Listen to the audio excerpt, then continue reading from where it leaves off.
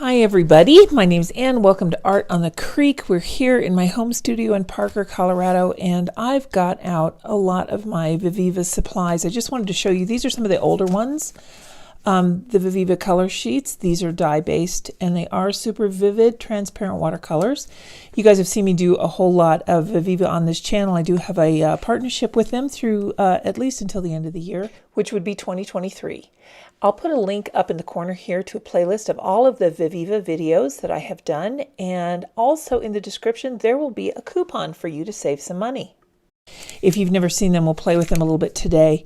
They are dye-based watercolors that are painted on a large sheet, dried in the sun, and then cut up and put into these little folios. So they're really super convenient, really easy to use.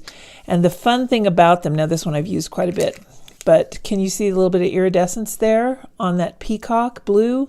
It's really a kind of a phthalo blue, but it's not iridescent at all. So when you paint with these, they're really, really fun. Like for instance, this Prussian blue, that has an awful lot of iridescence, as does the violet, and it looks green. It's not, it's purple when you paint with it. So this particular set is obviously used, as are these others, but I wanted to get them out because I thought we could paint a little goldfish today. Now I have two different kinds of sketchbooks here. I have their travel kit, which is really kind of cool. It has this elastic closure and a little flap. Now this comes in two sizes. This is the A6 size, and it comes in one this size, A5. So with this A6 size, what you will get is a sketch pad, a pen, which is a really nice ink pen. It's a Zig Mangaka pen, which I really like. This is a 0.05. That fits right in there. You get a really nice water brush, which we'll use that today. And this pocket, you can fit your paints right in here. These are the new packaging of the Viviva Color sheets. And as you can see, I have used these as well. These folios will last you about 30 paintings. So there's quite a bit of paint in here, and they've got this little paper in between so that you can put it away when it's still damp and not worry about contaminating the other paints. This area here is kind of coated a little bit with some sort of a substance like a plastic or something so that you can use it as a mixing area and then clean it right up. So you can use this for your palette, which is really, really nice. They're all handmade in India, and it's a family company, and I really have had so much fun with these. I used this one for World Watercolor Month. Many of you will remember that. Today, though, I want to do a goldfish, and we're going to compare, because here's the other sketchbook they have. This is their Handmade Cotton sketchbook, and I've done a review on this one also. Handmade paper, you can see there's some flecks in it and bumps, and it does have kind of a cream ivory tone. It's because it's made from recycled cotton rags, so it is really very, very natural. The other thing that you'll notice, I don't know if it's picking up on camera, but the texture on this page, I can really see where it was pressed. I can see the grains of whatever they used. It's more of a linear grid pattern. Whereas on this page it doesn't show up quite as much. So there are some of those kinds of inconsistencies, but for a watercolor paper it's really pretty nice. Whenever you're dealing with handmade paper, you won't be able to put tape on it, even washi tape, or use masking fluid, because they're just too delicate. But they're a lot of fun to use, and we're going to paint one goldfish on here and one in here so that you can see how the different papers work. So let's see, for today I think I'll use the color sheets today. We'll do a really bright and vibrant goldfish. So this is the A6 sketchbook, and I do like it because it has this pocket in the back, and it's a lay flat sketchbook, which is really nice. And that, I finally realized, is why it's bound this way, because that helps it lay flat. Once you get toward the end of the book, you do need that extra lift there. See how that comes up? So physics, yeah. Once you get going, you realize why they do things that they do. But at any rate, let's go ahead and let's draw our little goldfish on here. I think I'm going to do her in this direction. In case you want to do this on your own, I will put a link to the reference photo I'm using from Unsplash for our little goldfish here. And I just want to tell you, when I'm using my pencil here on the paper, it really is a dream. It just doesn't have any extra slipping or sliding to it at all. The sizing does not get in the way of performance. For handmade paper, this one really is quite delightful to use, and I've been very, very pleased with it overall. There we are. I think that's a good place to start with our goldfish, and we will just use our water brush here. This water brush is very nice. It has a really good point on it. You can see I've used it quite a bit.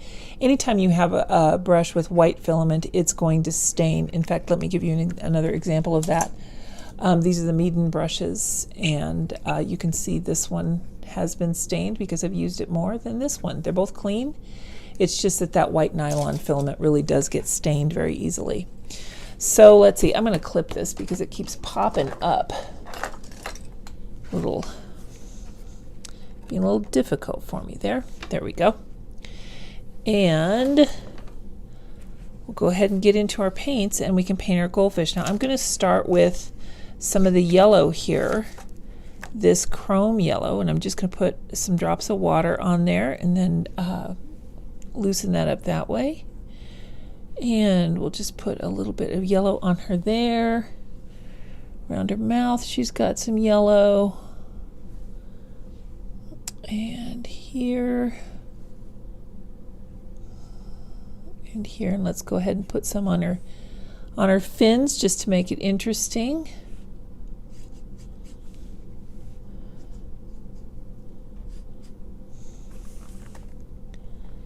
Okay, and then now, see, now this is wet, but we can just go right ahead and flip it over to get to this dusk orange.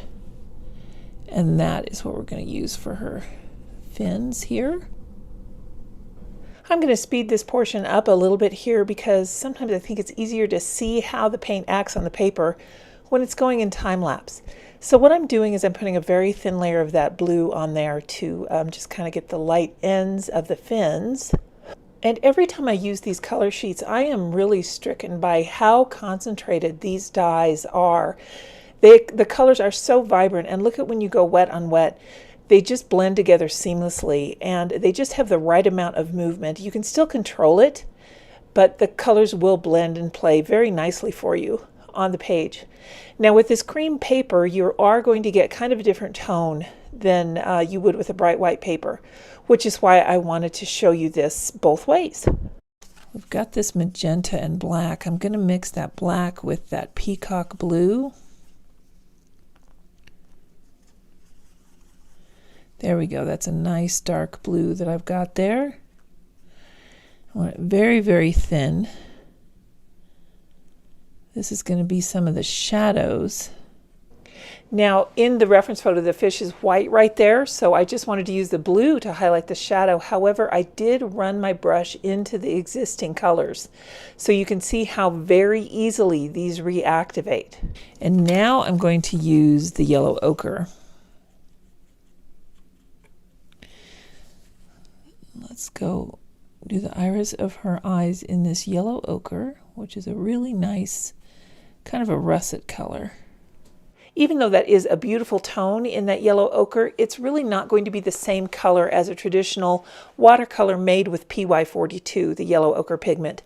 So what I recommend if you're going to use these and enjoy their wonderful vibrancy is to go ahead and swatch them all out ahead of time and mix them, play with them a little bit, because they may not act like conventional watercolors for you. You might get some different mixes than you expect. Starting to look like a little fishy there. And this is okay. This turned out to be a nice little tan shade, which is fine. And I think at the end we're going to go around it with some liner, some marker. But let's do something fun with the water here. Now what I want to do is I'm going to go into a bigger brush because I've got a bigger surface area here to cover. So let me get this wet first. It reactivates very, very easily, so I'm trying to be very careful about not getting the edge of the fish, but you can see in some places that I'm hitting it. So just be aware that it does reactivate very easily. Going into the peacock blue here, and this is a vibrant, vibrant blue, and it really is quite staining So let's pull this around. You can probably tell I have a very generous amount of paint on there. So really very little water is all you need. In fact, I think I kind of went in with like gangbusters on this one. But the fun thing about it is all I have to do is re-wet my brush a little bit and I can just pull that existing pigment around. Even if it dries on the page, it reactivates so easily that I can just lift it up again and move it somewhere else. So I'm dropping in some extra water and some extra blue, and now I think I'm going to drop in some of this Viridian just because it would make a really nice color for the ocean. There we go. I think he's finishing up nicely, and now it's time to paint our second goldfish on this paper so you can see how it performs a little bit differently. Let's see, here's the page that I'm on. And this one is going to, of course, be a whole lot smaller. So let's see here. Let's start with the eyes. All right, now I'm going to erase this first. This paper is more like a hot press paper. It's not cotton. This one over here, the sketchbook is 100% cotton, but this isn't. So that's the difference there. Let's see, let's paint her the same way. We started with the chrome yellow. And we put some here and around her mouth. A little bit on the fins. And at the tail. Those of you who are more eagle-eyed than I am may notice that I'm using a little bit different style of painting here, but I'm trying to be as similar as possible. And given the fact that I am human and trying to do things exactly the same way 2 paintings in a row is a challenge in and of itself. But I'm able to go ahead, and I remembered to dry her face this time before I put the little blue shadow in. I'm able to go ahead and drop in those colors and let them mix and blend on this white paper that's not cotton just as easily as I could on that cotton sketchbook. In fact, in a lot of ways, I actually like this paper very, very much. I'm typically not a fan of wood pulp papers, but this one meets my A list. I think it's very, very good paper.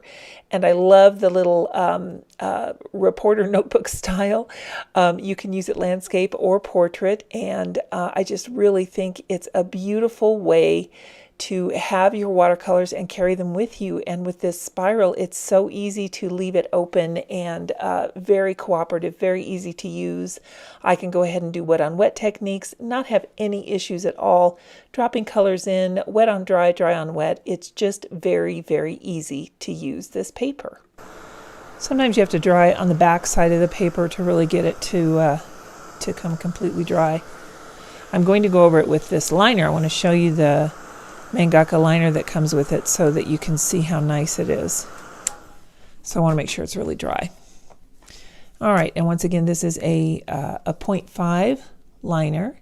Very easy to use. It fits right in here. I really had fun World Watercolor Month using this.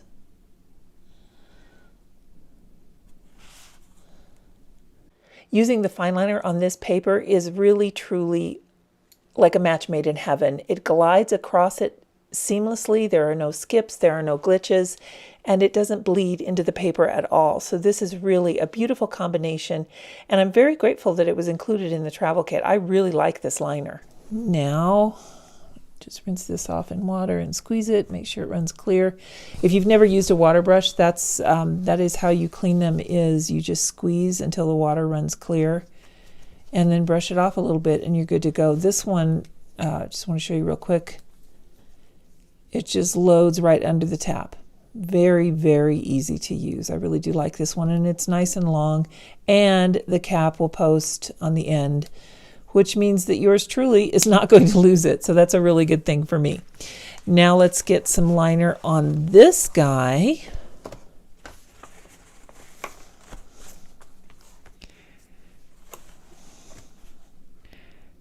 Kind of try and do the same. And once again, this pen performs beautifully on this paper as well. It doesn't skip, it doesn't snag anywhere, it's not tearing the paper at all. And I am really just drawing with normal pressure that I normally would. I'm not feeling like I have to treat the paper delicately at all. So that's a huge plus. I also want to add really quickly here that Viviva did not pay me to make this video. All of the opinions and experiences that you're seeing in this video and hearing are strictly my own, based on my experience as an artist and instructor. So those are the Viviva color sheets. When you put them on their wood pulp paper here, did you get a real close look at that one? And again, this paper is white and it comes in the A6 and A5 size. If you do decide to go this route, look for sales because they often have sales on their site. So there's that. And here it is on the handmade paper. A little bit different tone to it, but that paper is definitely cream. So it definitely has a different sort of tone. And tone of the paper does matter. Here they are, the color sheets swatched out on a conventional white watercolor paper. That is that A6 travel kit. And now here they are swatched out on the handmade paper that has that cream tone to it. You can see it brings out a little bit of a richness or a mellowness. Here's the fish that we did on that bright white paper. And then finally the one that we did in the Handmade Cotton sketchbook. Guys, I hope you enjoyed this and I hope you have a wonderful art-filled week. And we will see you next time right here on Art on the Creek. Bye now.